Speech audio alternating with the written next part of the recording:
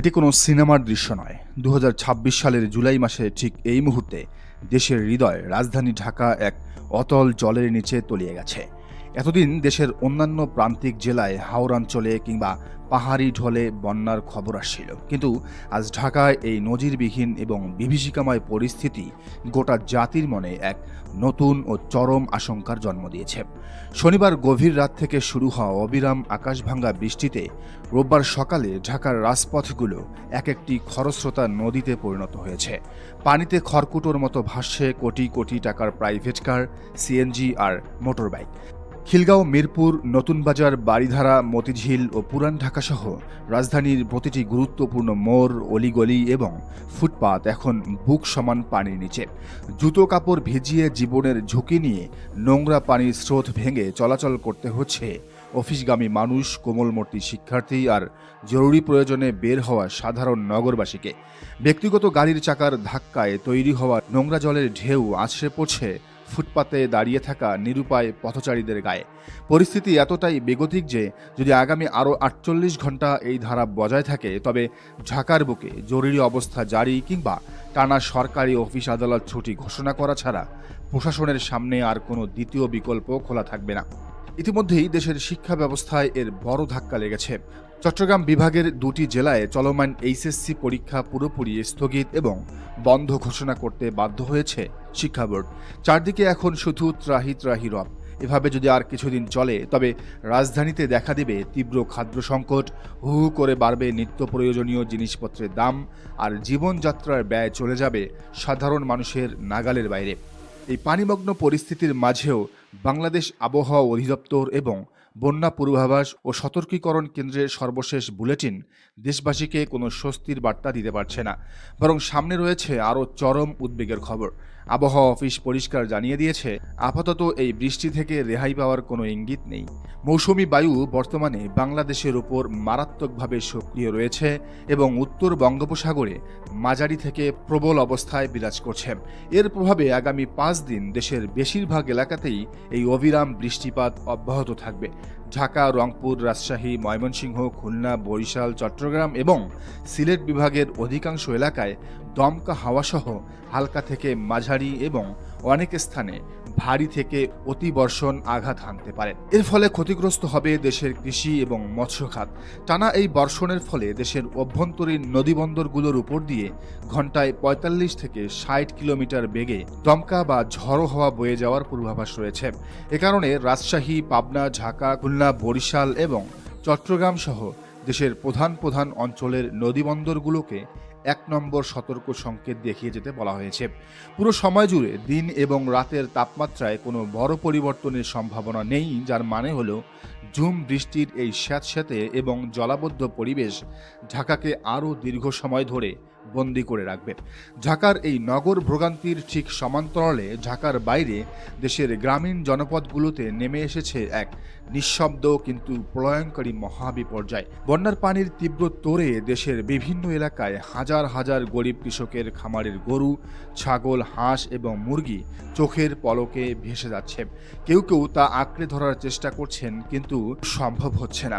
যে গৃহপালিত পশুগুলো ছিল গ্রামীণ অর্থনীতির মূল চালিকা শক্তি এবং প্রান্তিক মানুষের সারা জীবনের সঞ্চয়, সেগুলো আজ বানের জলে খড়কুটোর মতো নিখোঁজ। এর ফলে আগামী কয়েক মাসের মধ্যে দেশের গ্রামীণ অর্থনীতি সম্পূর্ণ ভেঙে পড়বে বলে আশঙ্কা করছেন বিশেষজ্ঞরা। ওদিকে দেশের অন্যান্য অঞ্চলের পরিস্থিতিও ক্রমান্বয়ে আরও উদ্বেগজনক রূপ নিচ্ছে। অবিরাম বৃষ্টিতে সিলেট অঞ্চলের প্রধান প্রধান নদ নদীর পানি বিপদসীমার উপর দিয়ে প্রবাহিত হচ্ছে।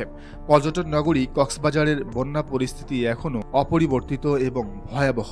রাঙ্গামাটির অত্যন্ত দুর্গম ফারিয়া এলাকায় বন্যার পানি ঢুকে মূল ভূখণ্ড থেকে সম্পূর্ণ বিচ্ছিন্ন হয়ে পড়েছেন হাজার হাজার লাখো লাখো মানুষ। পাহাড়ি এলাকায় মাটি নরম হয়ে ভূমিধসের ঝুঁকি বিপজ্জনক হারে বেড়ে গেছে, যার কারণে যে কোনো মুহূর্তে বড় ধরনের প্রাণহানির আশঙ্কা করা হচ্ছে। দেশের এই চরম ও ঐতিহাসিক ক্রান্তিলগ্নে সবচেয়ে বড় প্রশ্নটি উঠেছে সরকারের ভূমিকা এবং জনগণের তথাকথিত জনপ্রতিনিধিদের নৈতিকতা নিয়ে। যখন কোটি কোটি মানুষ পানিবন্দী, ক্ষুধার্ত এবং তৃষ্ণার্ত, তখন দেশের বেশিরভাগ এমপি এবং মন্ত্রীকে তাদের নিজ নিজ নির্বাচনী এলাকায় খুঁজে পাওয়া যাচ্ছে না। টর্চ লাইট দিয়েও তাদেরকে খুঁজে পাওয়া যাচ্ছে না। তারা যেন সাধারণ মানুষের এই লাইফ সেভিং সংকট থেকে নিজেদের চোখ ফিরিয়ে এসি ড্রয়িং রুমের চাদরে মুখ লুকিয়ে রেখেছেন। কিন্তু এই চরম দায়িত্বহীনতার মাঝেও দেশের রাজনীতির ময়দানে দুটি সম্পূর্ণ বিপরীতধর্মী এবং চোখ কপালে তোলার মতো চাক্ষুষ চিত্র দেখা গেছে, যা এখন সাধারণ মানুষের মুখে মুখে ঘুরছে।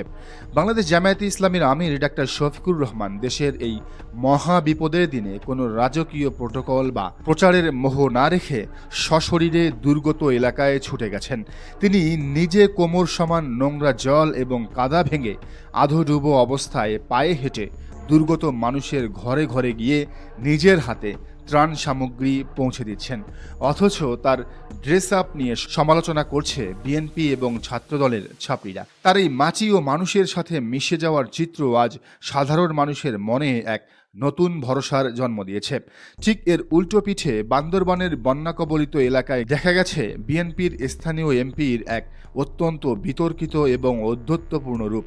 যেখানে সাধারণ মানুষ নিজের ঘরবাড়ি হারিয়ে পানিতে ভাসছে, সেখানে ওই এমপি বন্যা কবলিত এলাকায় পরিদর্শনে গেছেন এক বিশেষ বাহনে চড়ে, আর তার মাথার উপর ছাতা ধরে রোদ বৃষ্টি থেকে আড়াল করে রেখেছেন কাদা জলের ভেতরে দাঁড়িয়ে থাকা অসহায় সাধারণ জনতা।